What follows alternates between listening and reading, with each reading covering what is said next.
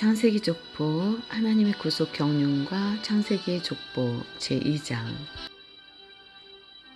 하나님의 구속 경륜 성경은 창조 기사의 기술로 시작하여 창세기 1장 2장 새하늘과 새 땅으로 끝을 맺고 있습니다. 창세기 21장에서 22장 성경은 단순히 이스라엘 민족사가 아니라 창조라는 큰 역사적 사건을 시발점으로 하여 새하늘과 새 땅의 완성에 이르기까지 하나님의 구속사라는 대주제를 가지고 기록되어 있습니다.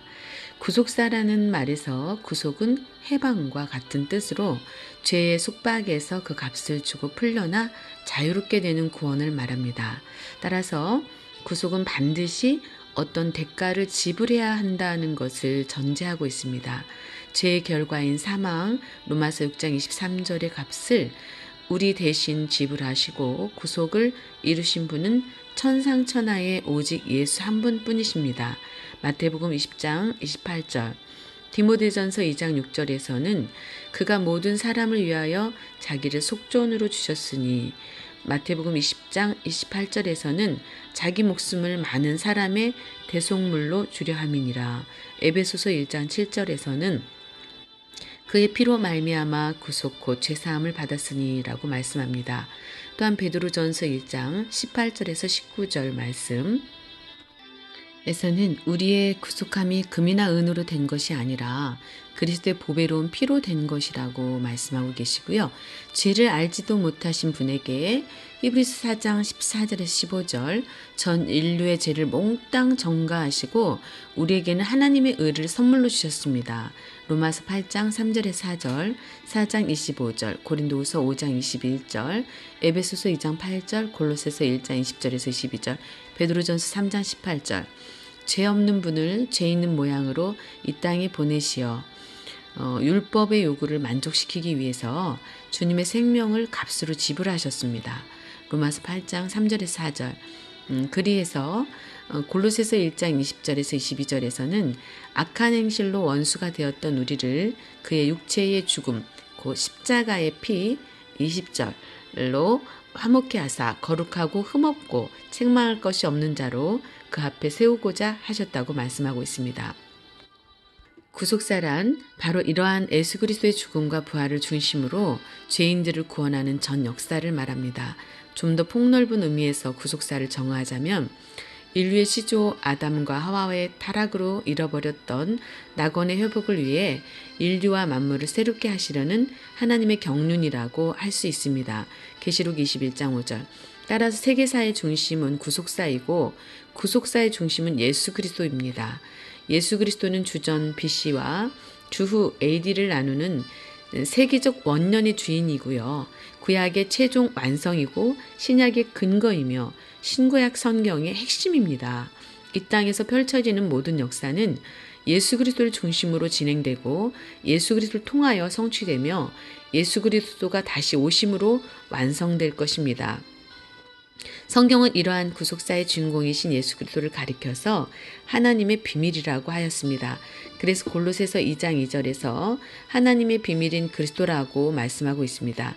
골로새서 1장 26절에서 27절에 이 비밀은 만세와 만대로부터 오므로 감추었던 것인데 이제는 그의 성도들에게 나타났고 하나님이 그들로 하여금 이 비밀의 영광이 이방인 가운데 어떻게 풍성한 것을 알게 하려 하심이라. 이 비밀은 너희 안에 계신 그리스도시니 곧 영광의 소망이니라 라고 말씀하고 있습니다. 우리가 살고 있는 세상의 모든 역사는 하나님의 구원 역사 속에 기초하고 있습니다. 왜냐하면 하나님이 역사의 근원이자 그 발달과 변화의 근본이기 때문입니다. 역대상 29절, 11절에서 12절, 욥기서 12장 23절, 시편 103편 19절, 다니엘서 4장 25절, 에베소서 1장 11절. 하나님의 구속사는 세속 역사와 분리된 별개의 역사가 아닙니다. 하나님은 역사 속에 들어오셔서 역사와 함께 역사를 통하여 역사의 지평 위에서 일하고 계시기 때문입니다. 그러므로 성경을 깊이 연구하고 상고하여 볼 때 비로소 세계사의 과거와 현재와 미래의 진상을 밝히 알 수 있게 됩니다. 지금까지 우리는 하나님을 믿고 그분의 자녀가 되었지만 이토록 거대한 세상 역사의 주관자이신 하나님의 마음이 얼마나 넓고 또 그분의 계획이 얼마나 섬세한가를 제대로 깨닫지 못하고 있었습니다. 이제 우리는 하나님의 구원 계획을 처음부터 자세히 상고함으로 크신 하나님을 바라보는 눈을 가지고 그 구원 계획을 높이 찬양할 수 있기를 소원합니다. 그리고 지금 우리 자신이 하나님의 구속사의 과정에서 어느 지점쯤에 서 있는지 자신의 위치와 사명을 새롭게 발견할 수 있기를 바랍니다. 1. 하나님의 경륜으로서의 구속사. 아담이 타락한 이후 성부 하나님 계획하시고 성자 예수님이 성취하시고 성령님이 완성하신 전 인류의 모든 역사는 하나님의 경륜 가운데 흐르고 있는 구속사입니다. 하나님의 경륜이 무엇입니까? 경륜이란 말은 통상적으로 우리 귀에 익숙한 단어가 아닙니다. 한자로는 날경, 낚싯줄 눈으로 이를 조직하여 경영함이라는 뜻입니다. 경륜이란 말의 헬라어는 오이코노미아입니다. 이 단어가 에베소에서 3번 쓰였습니다. 에베소서 1장 9절, 3장 2절, 9절. 그 뜻은 청지기, 누가복음 16장 2절에서 4절, 갈라디아 4장 2절, 직분 고린도전서 9장 17절, 경륜 골로새서 1장 25절, 심오한 뜻 에베소서 1장 9절로 번역됩니다. 이러한 의미를 종합해 볼 때 경륜은 청지기가 집을 관리하고 다스리듯이 온 우주의 주인이신 하나님이 인류의 구원을 위해 지상교회와 그리스도를 통해 천하를 다스리는 경영을 의미합니다. 그렇다면 하나님의 경륜은 하나님이 자기 백성의 구원을 위하여 우주 만물의 운행과 질서, 시간을 가장 적절히 조절하며 분배하고 배열하며 계획하고 지배하며 관리하시는 일체의 과정을 뜻합니다. 골로새서 1장 25절. 그것은 오직 죄악된 인류의 구원을 온전히 이루어가는 데 초점이 있는 것이며 그 경륜을 실현시키는 일은 전적으로 그리스도와 교회와 관련되어 있습니다. 에베소서 1장 20절에서 23절. 하나님의 경륜과 구속사의 관계를 정리하자면 하나님이 영원 전부터 계획하신 작정을 성취시키기 위해서 전 우주와 세상의 역사 속에서 행하시는 하나님 자신의 관리와 경영이 하나님의 경륜이요 인간의 구속을 위한 하나님의 작정대로 이 땅에서 성취되고 펼쳐진 모든 역사가 구속사입니다. 구속사의 핵심은 메시아에 대한 예언과 그 예언의 성취에 있습니다. 하나님의 경륜은 오직 하나님의 작정과 예정 속에서 이루어집니다. 하나님의 작정이라 함은 영원 전부터 창세 전에 하나님이 미리 계획하신 자신의 뜻을 말합니다. 에베소서 1장 4절에서 5절, 3장 11절. 우리의 구원은 영원 전부터 예정된 것입니다. 디도서 1장 2절, 디모데후서 1장 9절, 마태복음 25장 34절에서는 창세로부터 너희를 위하여 예비된 나라를 상속하라고 하였습니다. 이처럼 세상 창조 이전에 하나님은 우리 각자의 구원을 위한 계획을 미리 마련하신 것입니다. 하나님이 예수님을 통해 자기 백성을 구원코자 하신 것은 창세 영원 전부터 작정되고 계획된 것입니다. 요한복음 1장 2절에 4절, 18절, 17장 5절, 24절, 잠언 8장 22절, 23절. 그래서 예수님이 이 땅에 오신 사건을 가리켜 에베소서 1장 9절에서는 바울은 때가 찬 경륜이라고 하였습니다.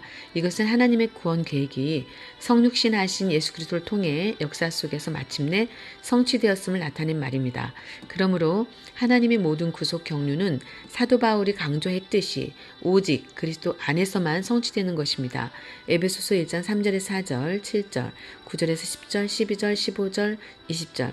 또한 사도 바울은 예수님이 이 땅에 오신 이후 이스라엘의 선민 개념을 무너뜨리시고 이방인도 구원하시려는 하나님의 작정과 계획이 실현되는 것을 깨닫고 놀라워하면서 그것을 가리켜 비밀의 경륜이라고 하였습니다. 에베소 3장 9절. 그것은 이전까지 아무에게도 알려지지 않았던 것이기 때문입니다. 하나님은 지금도 때가 찬 경륜과 비밀의 경륜이라는 구속사의 설계대로 친히 역사 속에 개입하셔서 영원전에 계획하신 자신의 뜻을 하나하나 빠짐없이 실현해 나가고 계십니다. 이 구속 역사는 하나님의 작정과 계획이 모두 성취될 때까지 멈추지 않고 전개될 것이며 예수 그리스도의 재림으로 마침내 완성될 것입니다. 구속사의 내용과 범위. 두 번째, 작은 1번 구속사의 내용은 타락한 인류의 구원입니다. 인류 구원의 내용 한복판에는 하나님의 은혜가 한없이 솟구치고 있습니다. 구속사의 핵심은 무서운 심판이나 진노가 아니고 한 사람이라도 더 구원에 이르기를 원하시는 하나님의 인내와 은혜와 자비의 역사입니다. 데살로니가전서 5장 9절, 디모데전서 2장 4절, 베드로후서 3장 9절. 하나님은 한 번도 타락한 인류 구원의 의지를 포기한 적이 없습니다. 죄악의 관영으로 인류가 심판의 위기를 맞을 때마다 언제나 생각 밖의 은혜를 베풀어 주셨습니다. 그것은 바로 거룩한 씨를 보존하시고 베드로후서 2장 5절 최후의 구루터기를 남기신 데서 발견됩니다. 이사야서 6장 13절 하나님은 아주 절망적인 상황에서 생명을 용솟음치게 하셨고 인간의 죄가 커지고 많아질수록 하나님의 은혜와 자비가 더욱 강하게 빛을 발하게 하셨습니다. 로마서 5장 20절 2장 구속의 범위는 인간의 전인적 구속과 전 우주의 회복입니다. 아담 한 사람의 범죄로 하나님의 진노와 저주가 전 인류에게 미쳤고 또 사람뿐 아니라 온 우주 만물에도 영향을 미치게 되었습니다. 로마서 5장 12절, 15절, 17절, 20절 그러므로 구속은 단순히 인간에게 국한된 문제가 아닙니다.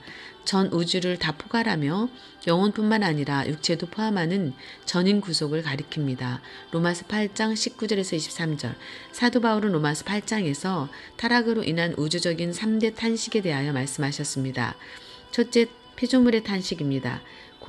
로마서 8장 22절 인간의 타락으로 저주가 피조물에게도 확산되었기에 창세기 3장 17절에서 19절 모든 피조세계도 하나님의 아들들이 타락에서 회복될 영광스러운 구속의 날을 고대하고 있는 것입니다. 로마서 8장 19절 왜냐하면 그때 모든 피조물도 저주의 상태에서 벗어나 창조 본연의 위치로 돌아갈 것이기 때문입니다. 둘째, 성도의 탄식입니다. 로마서 8장 23절 성도들은 비록 예수 그리스도를 믿음으로 하나님의 자녀가 되었지만 아직 육신은 병들고 죽어야 하는 불완전한 상태에 있기에 이제 주님의 재림으로 말미암아 우리의 몸까지 영화롭게 되기를 간절히 소망하는 것입니다. 고린도전서 15장 50절에서 58절 셋째, 성령의 탄식입니다. 로마서 8장 26절 성령님은 모든 성도들이 타락해서 하루빨리 실제적으로 회복되기를 간절히 소망하시면서 성도를 위하여 말할 수 없는 탄식으로 기도해 주십니다. 하나님의 모든 구속 역사가 성취되는 날, 이 우주적인 3대 탄식도 다 그치고 전 우주가 회복되는 영광스러운 순간이 도래될 것입니다.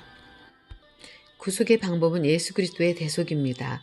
이 구속사는 아담이 타락한 이후 여자의 후손에 관한 약속으로 이어졌습니다. 창세기 3장 15절 이 약속 이후 하나님은 친히 아담과 그 아내를 위하여 가죽옷을 지어 입히셨습니다. 창세기 3장 21절 옷을 짓기 위해 짐승의 가죽이 사용된 것은 인간을 위해 짐승이 피를 흘리고 죽어간 것을 보여줍니다. 죄를 지은 인간을 감싸기 위해 죄 없는 짐승이 대신 희생된 것입니다. 이것은 장차 무지하신 예수 그리스도가 속죄 어린 양으로 요한복음 1장 29절, 고린도전서 5장 7절, 계시록 5장 6절 십자가에서 희생의 피를 흘려 죄인들을 대속하시고 구원하실 것을 예표합니다. 예수 그리스도의 십자가의 공로만이 인간의 죄와 고통을 해결시켜 주십니다. 죄인은 십자가의 보혈로서 그리스도의 의를 받아야 하고 그리할 때 모든 죄의 수치를 온전히 가리울 수 있습니다. 로마서 3장 25절, 13장 14절, 갈라디아서 3장 27절, 에베소 4장 24절, 골로새 3장 10절 가죽옷을 하나님이 직접 지으시고 손수 입혀주신 것은 창세기 3장 21절 범죄한 후 인간이 전적으로 무능하게 되었으므로 로마서 3장 10절 인간의 구원은 오직 하나님의 주권적인 은혜로만 가능하다는 사실을 보여줍니다. 창세기 3장 15절 복음의 최초 선포라면 창세기 3장 21절은 속죄의 최초 선포를 할 것입니다. 보배로운 그리스도의 피의 희생으로 말미암아 인간을 구속하실 놀라운 섭리를 이미 아담과 하와를 통해 보여주신 것입니다.